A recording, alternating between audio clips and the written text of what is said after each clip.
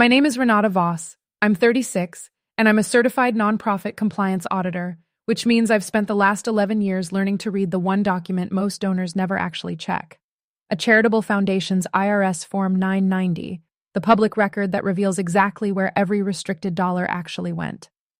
So when my stepmother invited me to co-sign a public tribute at my father's memorial gala, just a small formality, nothing complicated, I already knew exactly which filings I was going to pull before I said yes.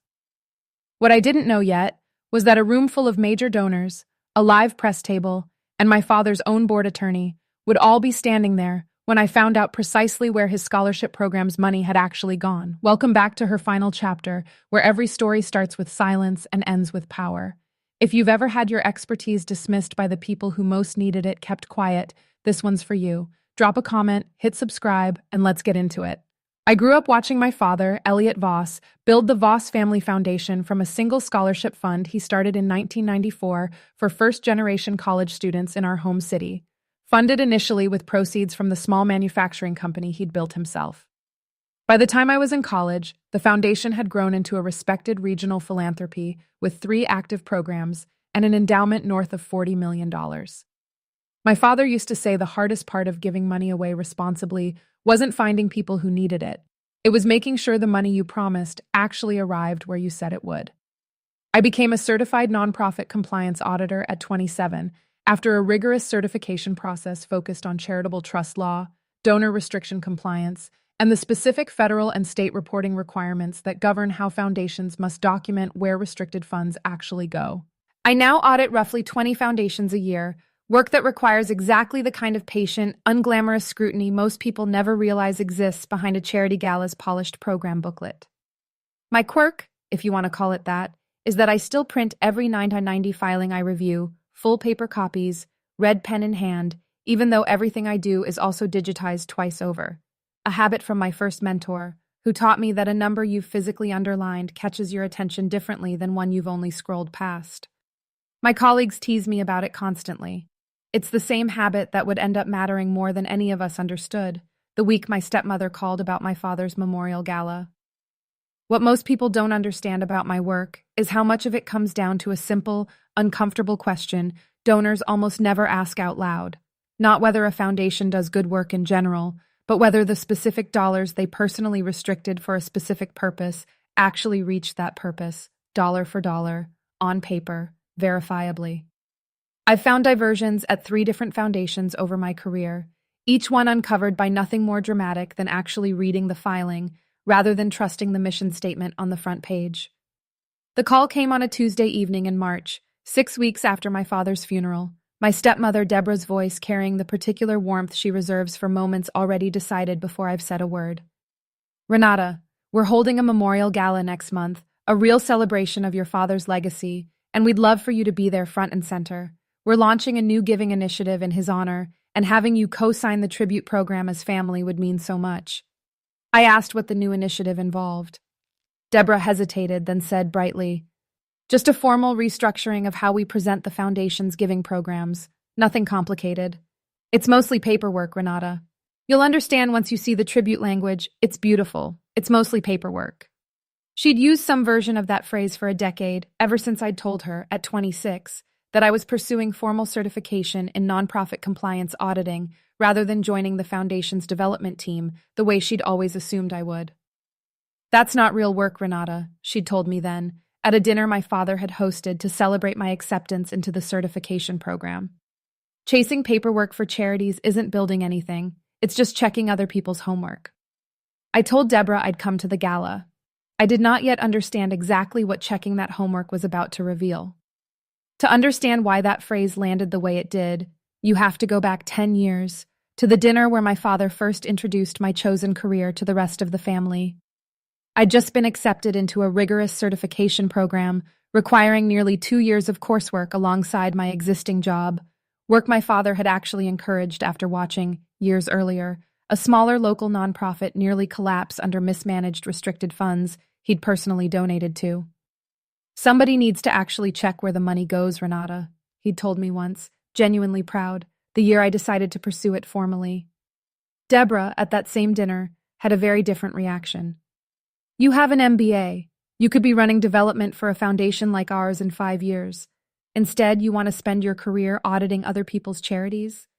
That's not a real career, sweetheart. That's just paperwork. My father, to his credit, defended the choice that night, quietly but firmly. Deborah didn't argue with him directly, but the dismissal continued in smaller ways for the following decade.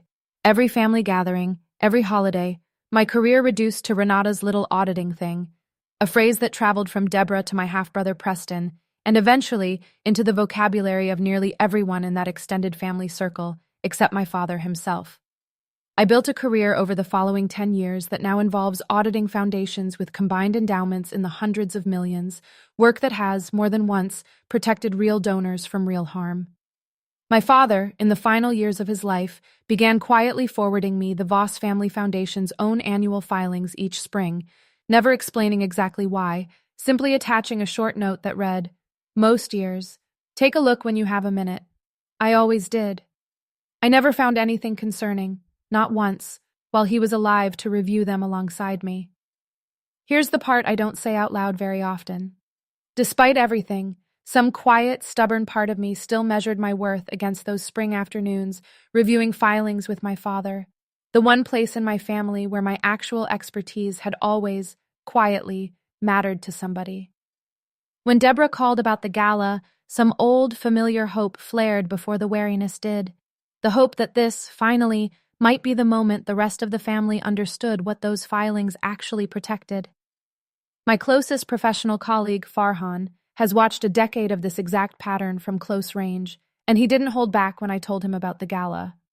"Renata, your stepmother is asking you to co-sign a public document launching a new giving initiative you haven't independently reviewed. That's not a tribute invitation. That's a request for your credibility."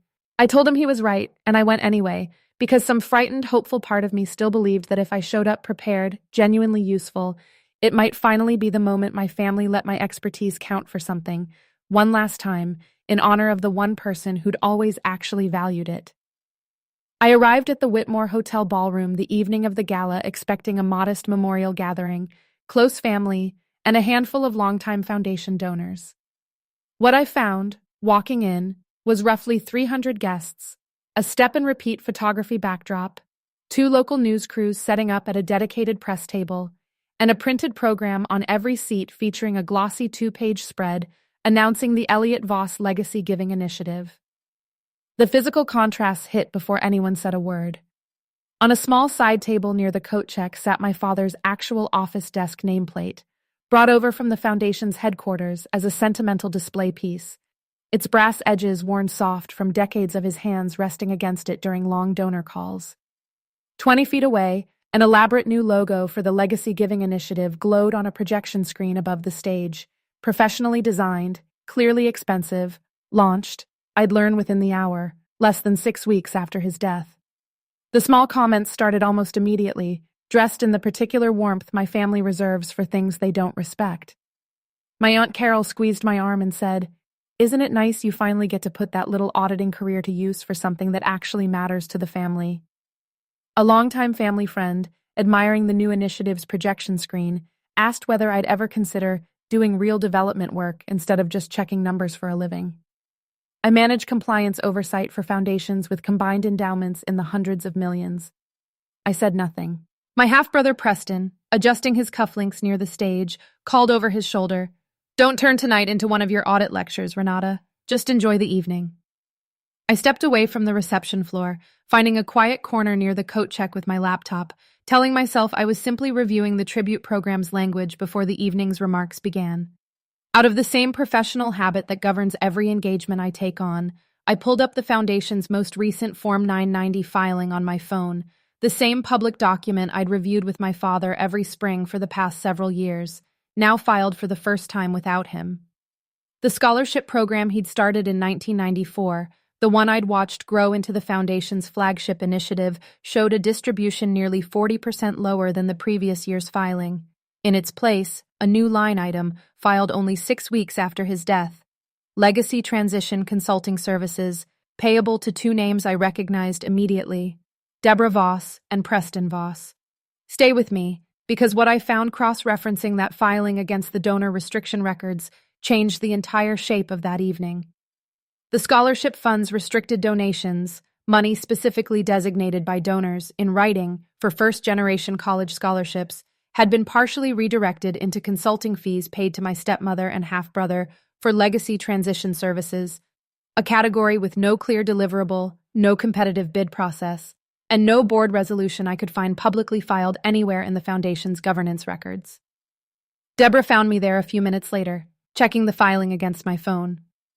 "Everything all right, honey?" The remarks start in 20 minutes. "Why does the scholarship fund show a 40% distribution drop this year, redirected into consulting fees for you and Preston?" I asked, quiet, level, the filing still open on my screen. Deborah's face did the thing it does when she's already decided how a conversation is going to end before it begins. "Renata, don't overthink it. It's just paperwork, restructuring how we categorize administrative costs during a leadership transition. This isn't the time for one of your audits." Second delivery, aimed directly at me now, in a hallway lined with photos of my father shaking hands with scholarship recipients over 3 decades. Preston appeared beside her, his voice tight. "Renata, seriously, tonight is about honoring Dad, not picking apart the books. We need you to sign the tribute program before remarks start. It's just paperwork. Everyone's waiting." Third delivery, in front of Deborah, moments before the evening's formal presentation was scheduled to begin. I let the silence sit, 1 second, 3, 5 full seconds, while Deborah's expression shifted from expectant to visibly uneasy, while Preston's jaw tightened the exact way it had at every family gathering for the past decade. Then I said, quiet level, "I don't sign tribute documents attached to a fund diversion I haven't verified. I never have. And I'm not starting with Dad's scholarship program." The Foundation's board attorney, a composed man named Gerald Ashby, who'd worked with my father for over 15 years, happened to be standing near the coat check, catching the tail end of the exchange. "Renata, is there a concern with tonight's filing?" "There is," I said, turning my laptop toward him. "The scholarship fund's restricted donations dropped 40% this year, redirected into consulting fees for Deborah and Preston, with no board resolution I can find publicly filed. That's a potential violation of donor restriction compliance, and it's happening the same night this foundation is publicly soliciting new major gifts."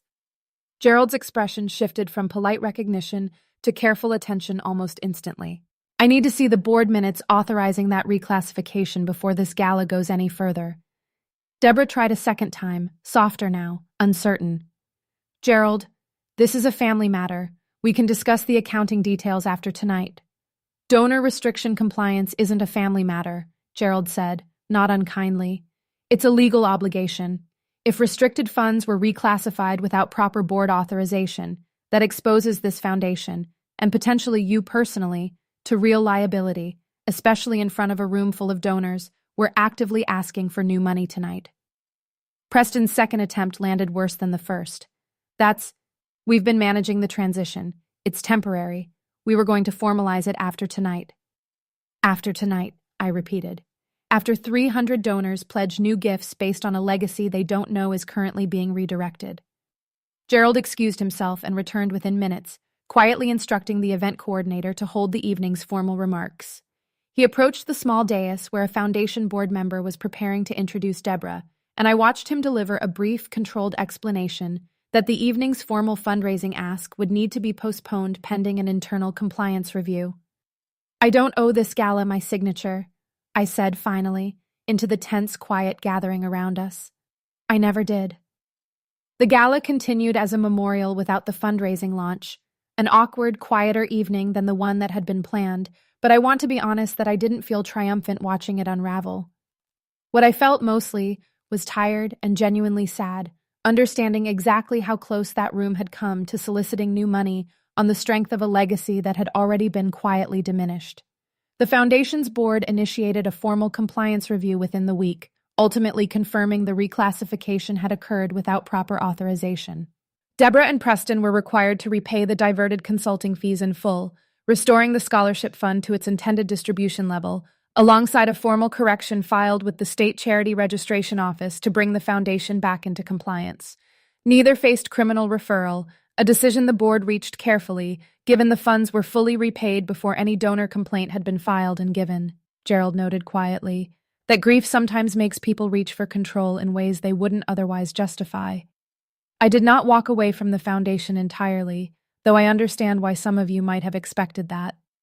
What I did instead, over the following 2 months, was accept a position on the Foundation's governance committee specifically overseeing donor restriction compliance going forward, ensuring the exact kind of oversight my father had quietly practiced himself. Informally, every spring, now became a formal, structural part of how the Foundation operated.